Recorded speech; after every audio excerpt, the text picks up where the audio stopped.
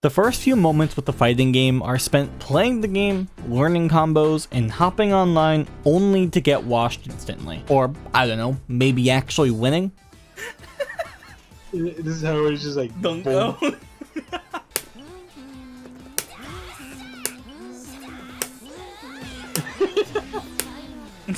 Only hypothetical, of course. On this channel, I mention music in almost every video I make, always making sure I gush about how much I enjoy it, most of the time. Games like Hat in Time, Persona, Bloodborne, and especially fighting games. The energy in the game's soundtrack is very important to the core game, and while you want a song that is good, you don't want a song to be too intrusive that almost makes it impossible to focus on the actual game. Unless your name is Guilty Gear. The fact I can open up Spotify while I'm driving to work and blare any song I want with the windows down, and I decide to choose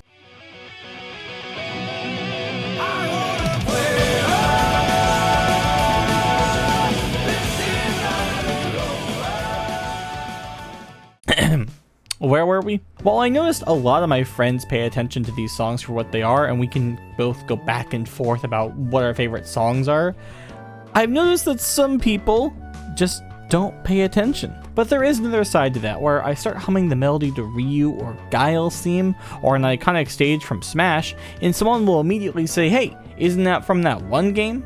And it's like, yeah, but this hasn't happened in a public scenario because I don't really go outside. I don't claim to know every theme in each game since I play a large variety of games in different genres. However, I feel as if with fighting games, they deserve much more appreciation than they get. I might know a few friends and mutuals that love this stuff as much as I do, but some just mute the music the first chance they get, and that's just sad. The music in these games can be iconic, groundbreaking, and downright works of art despite being in the background. Whether it relates to the characters, stages, and anything in between, I wanted to take some time to just appreciate the great music found in fighting games.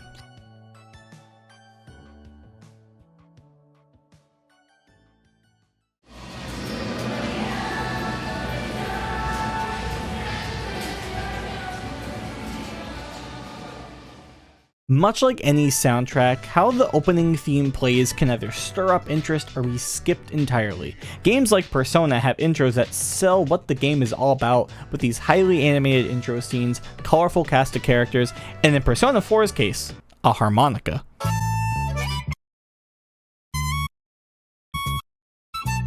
Now let's look into Persona 4 Arena Ultimax, a fighting game based around Persona 4. I'm sure this game is going to have a similar theme to that game, right?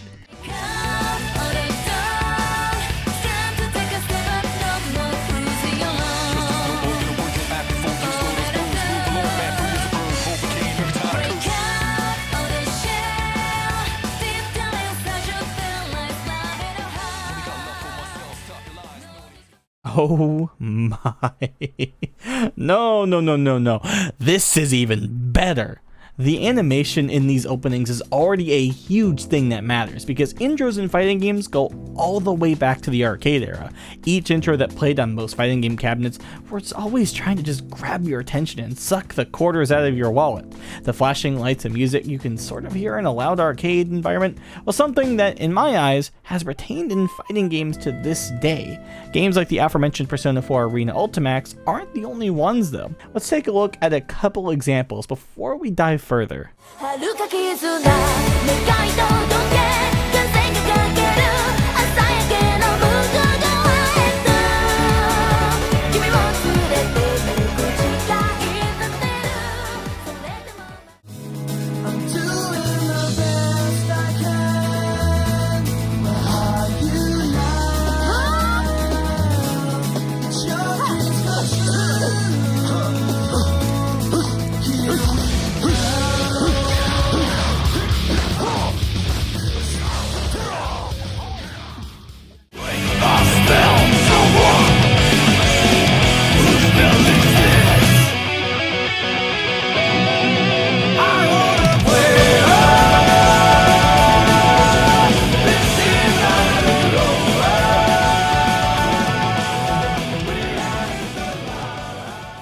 These themes all have one thing in common.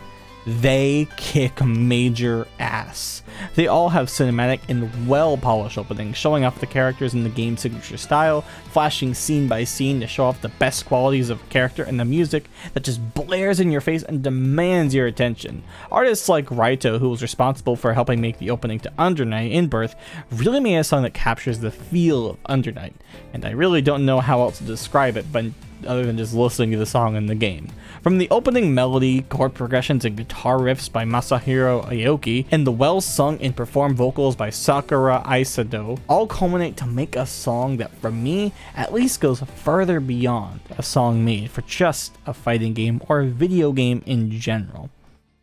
Guilty Gear Xrd Rev 2 has an opening by Naoki and Daisuke called Break a Spell, and while I can't analyze this song note by note, the actual shift from this really heavy, in-your-face rock song that's so aggressive with the guitar riffs and vocals to this more uplifting shift in the chorus that's still within the same genre makes my heart soar. It gets the adrenaline pumping and just makes you want to fight God. It maintains that energy from previous sections, but a shift in chords and a much more harmonious vocal energy by Naoki just really makes the song one of the best openings in the Guilty Gear game to me. And I really won't try to change your mind, but come on. Come on, is good. Oh, yeah, and Tekken 5. This opening rules, and while I've never ever played Tekken 5, I have watched others play this game, and I can surely appreciate a good opening track. The switch in songs is also super fitting, and all the work that was done for these two opening songs went above and beyond what was needed to get you to hit the start button. That's the funny thing too.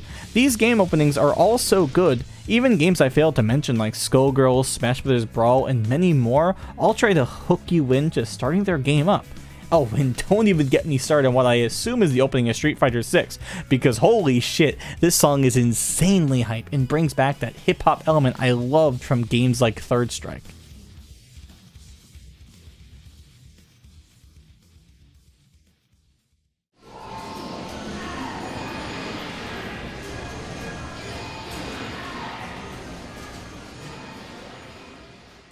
Once you open up a fighting game, you are greeted with a myriad of different options on the main menu. But usually when I play, the thing I look for, or rather listen for, is the music. Menu music is important, but in my opinion, to a much lesser degree. I mean, don't get me wrong, the music needs to be good, of course, but now that the in-your-face opening is out the way, it's still enjoyable to have on in the background. Melty Blood Type Lumina is a recent game I've been playing, and the menu themes are extremely catchy and jazzy almost.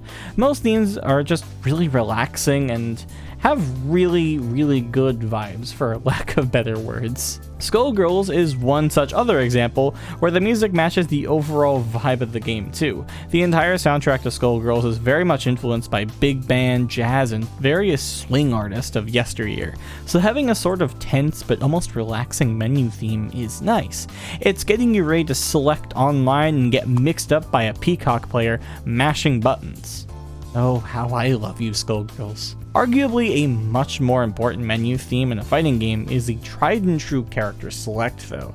When selecting a character for a fighting game for the first time, you are already met with a lot of new faces you likely haven't seen before. As confusing as this might seem, the music in the background is telling you otherwise. Hey, I know you're new to this game and you're trying to pick a character, but isn't this music super cool? Oh, what's that? You're trying to pick? Oh, you said turn it up louder? I got you. Yeah, remember how I said the music in the intro was supposed to be the in-your-face section? Well, it seems some games just really want to grab your attention music-wise at every corner of their game. From Under Night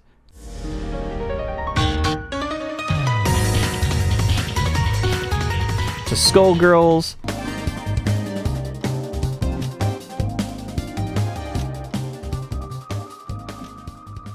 these games just want to make every part of the experience of playing their fighter that much more memorable, and they do that with music and art style.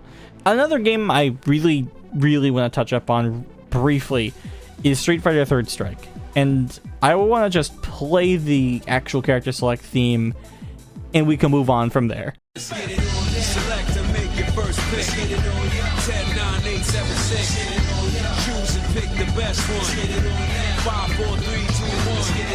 Select and make your first pick. 10, 9, 8, 7, 6. Choose and pick the best one. 5, 4, 3, 2, 1. Select and make your first pick. 10, 9, 8, 7, 6. Choose and pick the best. With all these cool character select themes, it makes games almost like Smash feel void of that. And while yes, the menu themes by themselves are good, but the fact there's no separate theme feels odd now. Same goes with Guilty Gear Strive, where I almost didn't realize the music playing for the character select was the opening theme's instrumental smell of the game. This isn't to say every game needs to go berserk on their soundtrack, but I think going the extra mile to make a simple menu theme as important as that will stick with players more often than not.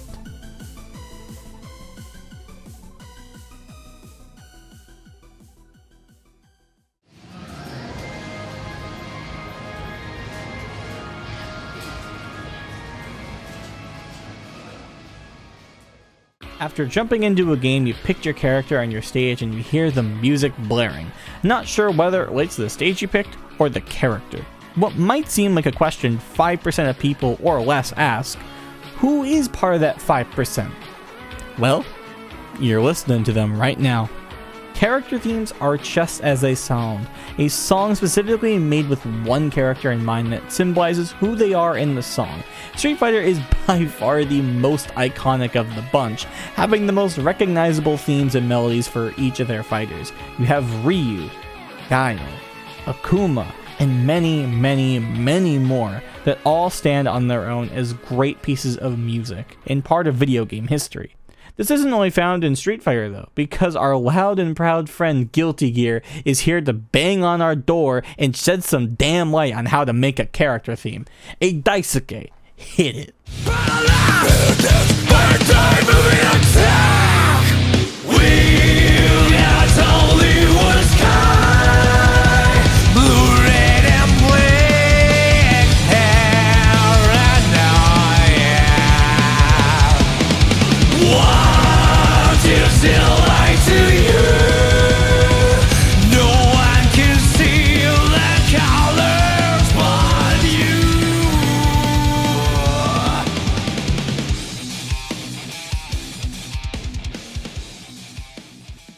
Each theme I hear in a Guilty Gear game, I legit have to stop playing the actual match and just soak in the music for a solid few hours.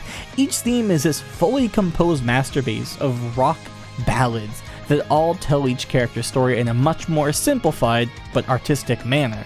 In this video, I'm mainly referring to each character's theme in Strive, but I am very, very aware of other themes that have shown up in previous games, like Exard, XXX and Core, and the others.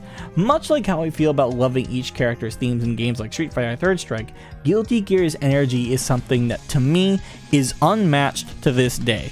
Every single character has a theme that is of the highest of quality. The mixing is punchy, the drums and guitar riffs are powerful, and the vocals, whether they're being done by Naoki or other vocalists like Aisha, all share the same quality. There are so many cool and uniquely designed characters in Guilty Gear, and I feel as if what makes a well done theme is matching the uniqueness and nuances of what a character is in that game. The fact that Daisuke and the artists he has worked with nailed Strive's soundtrack perfectly really says a lot about how to perfect a character theme. Phew. Now that that's out the way, let's talk about the stage themes. Skullgirls is the first game that comes to mind when I think of this. The art direction with this whole 1920s and 30s Art Deco style and its very painting-like aesthetic. It really makes the actual art direction stand out.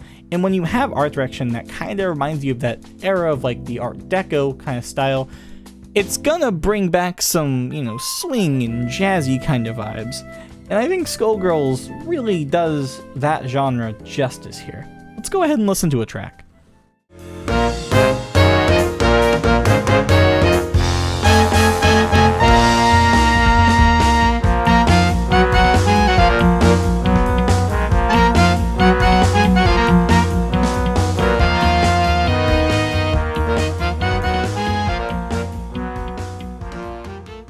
This is the most iconic theme in Skullgirls to me, not only because of how good it is and it matches the street brawl under a busy bridge, but because it was also in a rhythm game called Amplitude. The important part of a stage theme, though, is much like what I said earlier in regards to character themes. It has to be noticeable and iconic to a degree, but not too overbearing. And I think between Skullgirls and other fighting games like Melty Blood, and especially games like Tekken, that goal is honestly met. I tend to pick stages in games where I know I get to hear my favorite song, and it makes me both appreciate the stage and the game even more on another level. I already like the Island Paradise stage from Tekken 5, but when you play the track Poolside right next to it, boy am I selecting that in a heartbeat any day.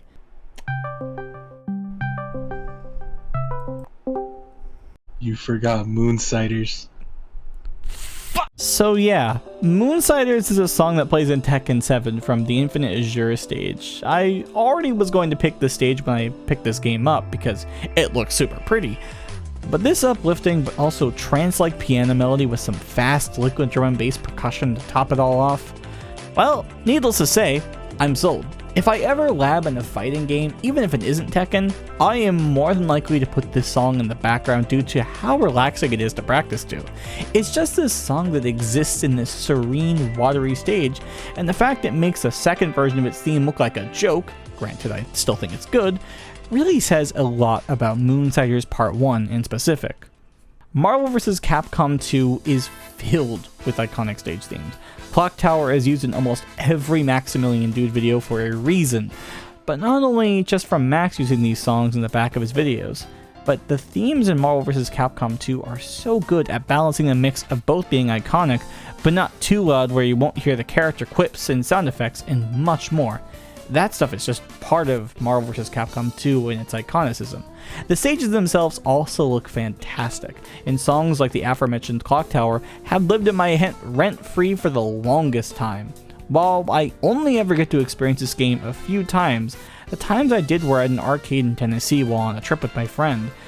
Being able to play this game at an actual arcade was delightful, and I think it says a lot about this game's stage themes and even the character select theme being on here for how little I played.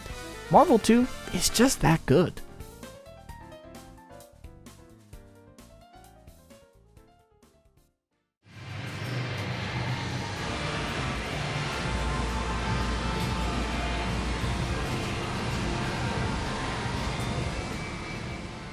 Boss themes are an important part of video games, so much so that it even found its way into fighting games. When I think of bosses in this genre, I think of BlazBlue Central Fiction, where Nine the Witch beat the living hell out of me when that theme was playing. But most boss themes tend to just be, well, the character's main theme. Marie from Skullgirls, Sagat, and then Bison from Street Fighter all maintain a theme that applies throughout the game, and while I wasn't going to include this section in my initial rough draft, I ended up turning around because of one song. Heat Haze Shadow from Tekken 7.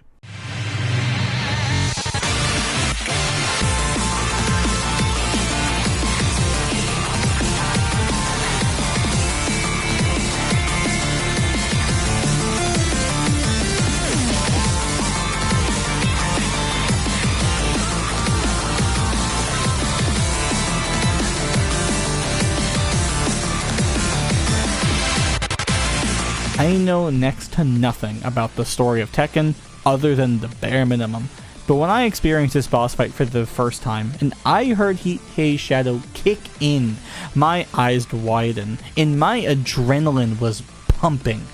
I could have easily mentioned almost every song from various Tekken games throughout this video when I was doing my research, but this boss theme just transcends each and every one of them in my opinion. I know I didn't have a whole lot to say on this song, but trust me, this is the one song where I have had matches where it's played, and it's played at the right time. The vocals have kicked in when I'm down on my feet, and I think I'm gonna lose, but I make the sickest comeback, and it'll be right when the vocal part of the song will kick in, and it's so crazy.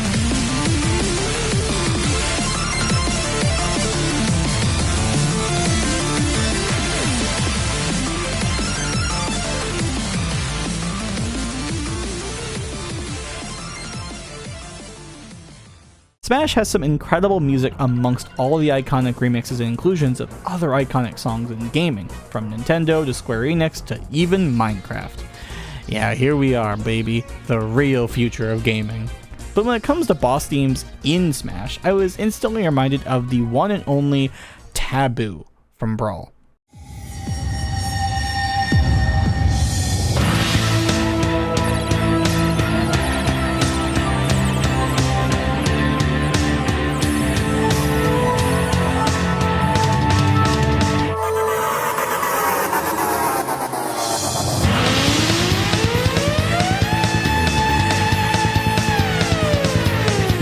This song was one of my favorites back then, and always was picked when I played Final Destination in future games.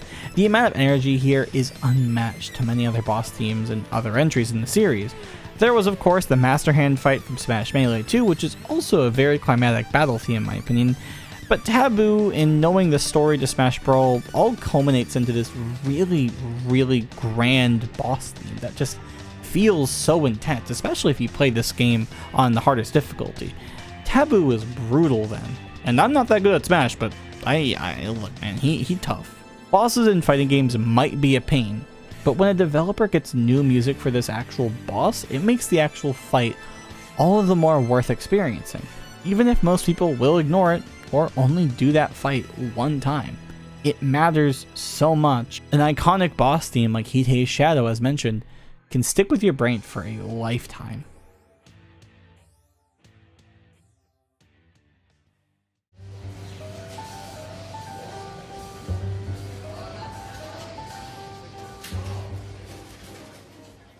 But now that all the final battles are over, and you get to come back and watch the credits roll after all your hard work, usually in arcade or story mode runs of the game, you can just skip this. But as I've gotten older, I stopped doing it as much, and if I really enjoy a fighting game, I will just sit through the credits.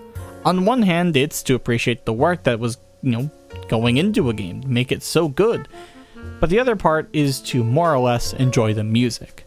And believe you me, ending themes work wonders on my brain. Marvel vs. Capcom 2 is one that comes to mind first due to me already loving smooth and slow jazz. So having a slow jazz song play at the end of a fast-paced fighting game with a very crazy looking and downright crazy final boss, it's great to have a nice tune to just kick back to and hope you have beaten a high score in an arcade. Man, this song hit me at the core. It made me feel like I finally accomplished something. Even though, yeah, the arcade mode itself wasn't hard, it was something I never thought I'd be able to get the chance to play whatsoever. And doing it at an arcade at 12 AM watching those credits roll was satisfying to say the least. This game legit converted me from using an arcade stick as more of a novelty to fully converting and using one to learn fighting games much deeper. All of that from one crazy ending theme at an arcade in Tennessee. Wild. Thanks to Tsuya Shibata and Mitsuhiko Takano. Your work is greatly appreciated for the music to this game. Skullgirls is another one that basically has the same jazz-like energy, but much more uplifting with vocals to go along with it. The composer of the music in this game is known as Michiru Yamane, who made this lovely song known as In a Moment's Time. And while I tend to listen to the no vocal rendition due to the sheer beauty the instrumental has, the one that plays in the credits is special to me too. The vocals were sung by gal.exe alongside a bonus Japanese version as well. And every time I hear this song, I tend to just sit back and relax, and if I'm with a friend, just chat about the game and maybe some other things because it's a really calm, yet thought-provoking song. Then again, that is most jazz, I guess. Both of these games have great credit themes and cap off their games very nicely in ways that words can't describe.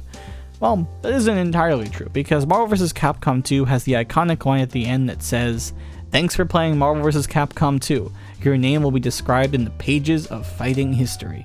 And in Skullgirls' case, it's this little moment in the credits thanking you, the player, for buying the game. What makes this one so special to me is knowing what the developers had to go through, thanking several friends and family members who supported them making this game. It feels much more personal, and I do get all excited to see that little part of the credits. From being an Xbox Live indie title to being on the main stage of EVO 2022. I also made a whole video on this game, so you should watch that too. With all these great moments in fighting games, I'm glad that music has never failed to be a major and by far a very enjoyable aspect to these games as a whole. I'm very passionate about this topic, so hopefully me getting too sentimental there at the end wasn't super off-putting. Regardless, thank you for watching. I'm very stunned that more people are finding the channel, all from my latest video on God of War. If you are new, whether coming from this video, the God of War one, or any of the other cool videos posted on my channel, thanks. It means a lot, and I didn't expect to get this far with YouTube whatsoever, so only way is up, right? With all that being said, thank you so much for joining me. Links to all my socials are in the description. Feel free to join my Discord and talk with the fellow community members, and oh yeah, drink some water and stay hydrated. Thanks for watching.